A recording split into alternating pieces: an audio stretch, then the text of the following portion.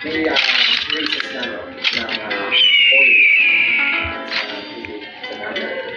Base sa impormasyon mula sa otoridad, July 23 umalis si Magsad ang Mono 1. Pero lumipas pa ilang araw bago ito na-report. Wala nang nag-break sa vessel na ito at wala rin umanong distress signal. Ang nakakagulat pa ay wala ng balita sa palete ng tao sa limay paraan.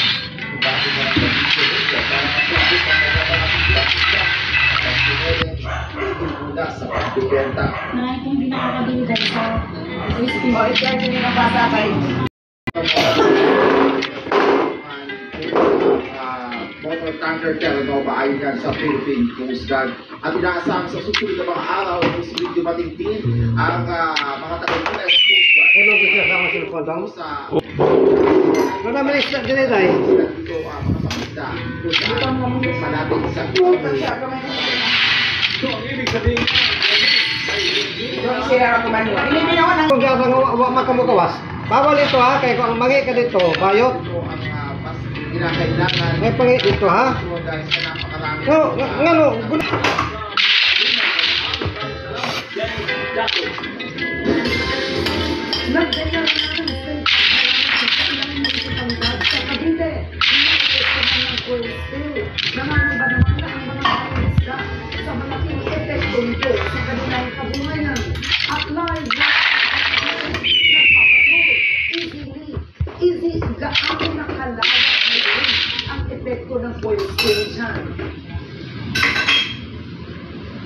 dahil ayon kay Cavite Governor John Ferreira, buong coastline kung may bayan ng Cavite ang apektado ng kaya nakikinayay yung 8 coastal municipalities sa ilan sa state of calamity.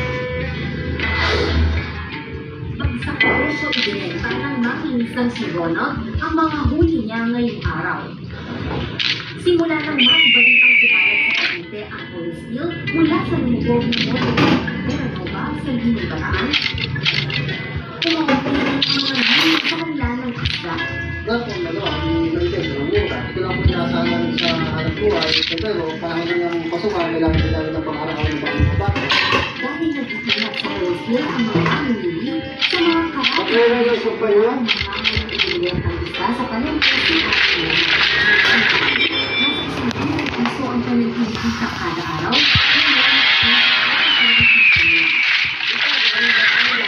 Dagutan.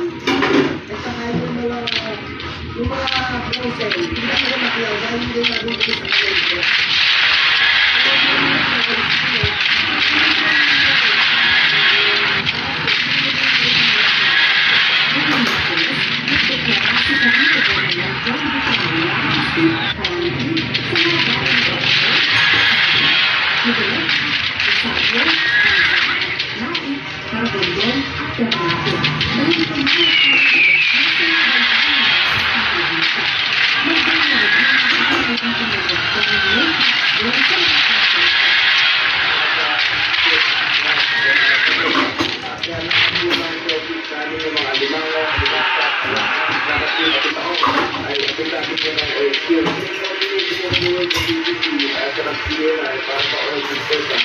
Ayon sa Provincial Environment and Natural Resources Office o PENAPOE, bukod sa patuloy na monitoring, nagsasagawa ng sila ng coastal cleanup katuwang sa iba't ibang ahensya ng gobyerno. Wala naman siyempre yung contaminated na waste, solid waste, at may proper disposal for that. So, temporarily, kinulit siya, inilagay sa ground, through the DNR, hindi sa proper disposal. Sa bayan ng Magalita, nagsagawa ng coastal cleanup ang lokal na pamahalaan at Philippine Coast Guard.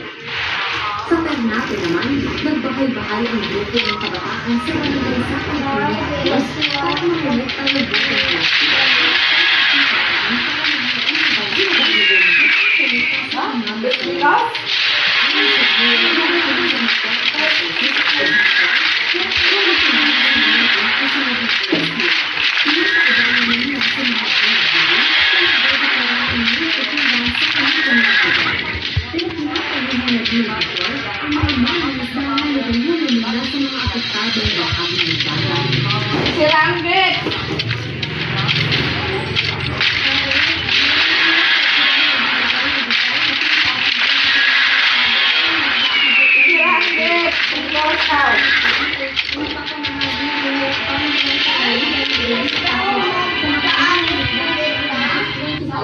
na. Pwede na. Dili daw ma-open. Kaya na ha. Pwede na. Wait lang. Wait lang.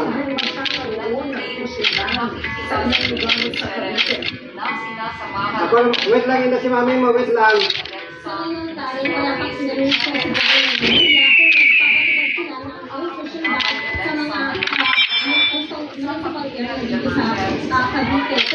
Nabanggit niya kanina, nagpapatawag din siya ng mapili sa lahat ng mga mayor dito sa Cavite para pag-usapan yung mga susunod pang pagkain. Okay, isang tanong pa, nakakasiguro ba ang lokal na pangangailangan ng tax ang mga isang ibinibenta ngayon? Meron bang mga darating na eksperto para sa mga kailangan sa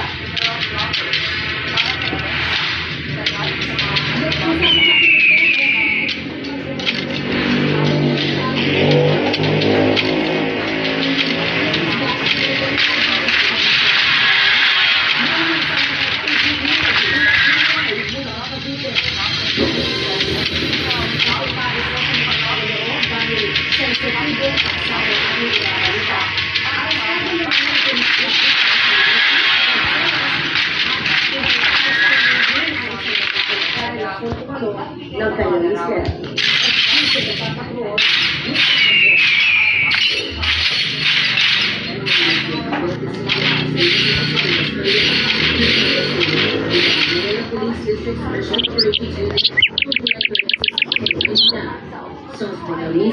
Nasa pagbuhos ng kerosene at panununod sa kanyang kapitbahay na nagtutuloy sa labas sa kanilang bahay.